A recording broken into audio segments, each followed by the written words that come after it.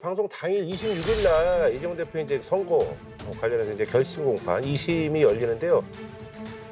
세상의 빛이라고 하는 게 다 상식과 원칙대로 가게 돼 있습니다. 법원이 잘 가려낼 겁니다. 예정대로라면 이제 3월 중에 이제 항소심의 선고가 나고 만약에 이제 여기서 만약에 또 유죄가 나면 이제 6월에 그죠? 이제 대부분 선고가 예상이 되는데.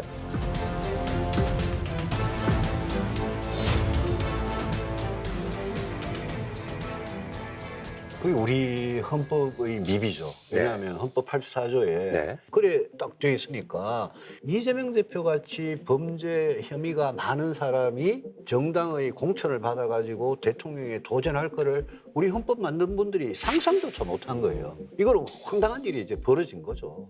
이재명 대표는 지금 5개 재판을 받고 있는 중이고요. 그런데 이재명 대표는 내가 대통령이 되면 내가 관련된 모든 재판은 정지돼. 그게 헌법학계의 다수설이야. 이렇게 주장을 하거든요. 다수설은 무슨 다수설? 누가 마음대로 다수설 정해요? 이재명 대표가 만약 대통령이 당선이 됐다?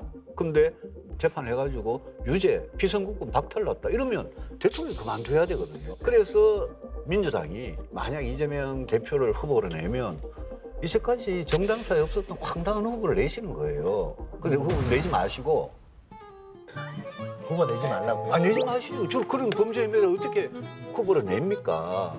그러고 내더라도 이거는 국민들께서 진짜 심판을 해주셔야 됩니다. 저는 이렇게 생각합니다. 우선 이제 다수설, 소수설, 헌법 84조 소추라는 걸 어떻게 해석할 거냐. 다수설은 재판도 중단된다고 보죠.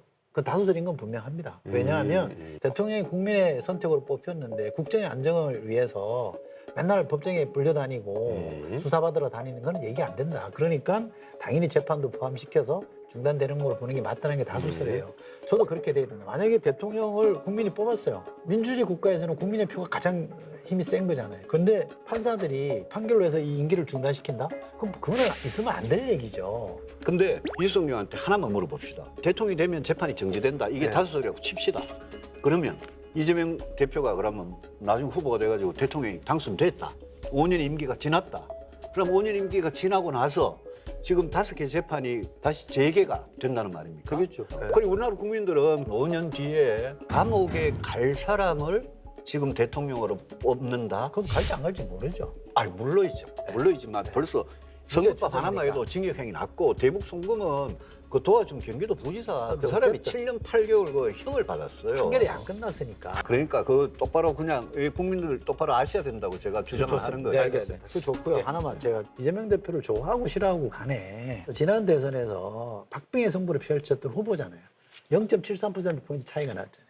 그 후보를 승자가 대통령이 되자마자 그거를 검찰을 대대적으로 동원해가지고 수사해서 차별하는 거. 그 정치 보복 아닙니까? 그리고 민주주의 약자 모든 사람들이 얘기하는 거는 경쟁자를 법적으로 어떻게 해보려고 한다? 배제하려고 하는 것 자체가 민주주의를 해치는 행위의 가장 대표적인 케이스로 거론돼요.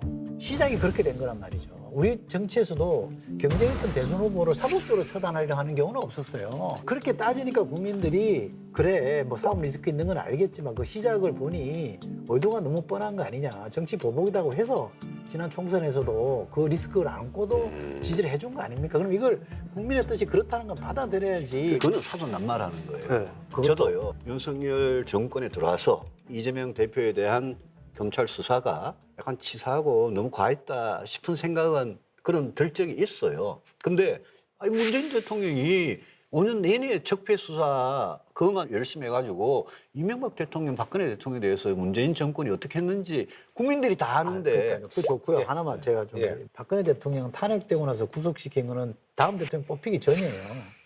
문재인 정부 출범하기 전에 구속됐습니다. 그 구속시킨 사람이 윤석열이에요. 이명박 대통령. 이명박 대통령 때도 그러니까 그걸 구속시킨 사람이 누구냐. 윤석열 검찰이 한 거잖아요.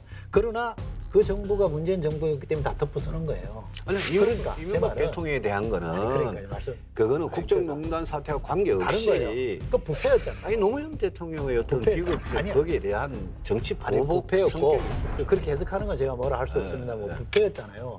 그리고 이명박 대통령하고 문재인 대통령이 경쟁한 거 아니잖아요. 대선에서 붙었던 사이가 아니잖아요. 경쟁은 아니지만 그렇죠. 그러니까. 아니지만 이명박 대통령에 대한 그러니까. 그 제 사람들이 말씀은 깊은 원한이 작용한 거니까. 그러니까 그렇게 해석하는 걸 제가 어떻게 할 수는 없는데 대선에서 자기랑 붙었던 사람을 대선 끝나고 이긴 사람이 패자를 저렇게 사법 처리해서 옥죄는 경우는 없었다 이 말이에요. 네네네. 경우는 그건 맞잖아요. 예, 하여튼 뭐 그러니까 이 정부가 잘못한 거죠. 이 정도까지만 하시고 예, 예. 제가 참겠습니다. 예. 볼까? 예. 고맙습니다. 예, 예.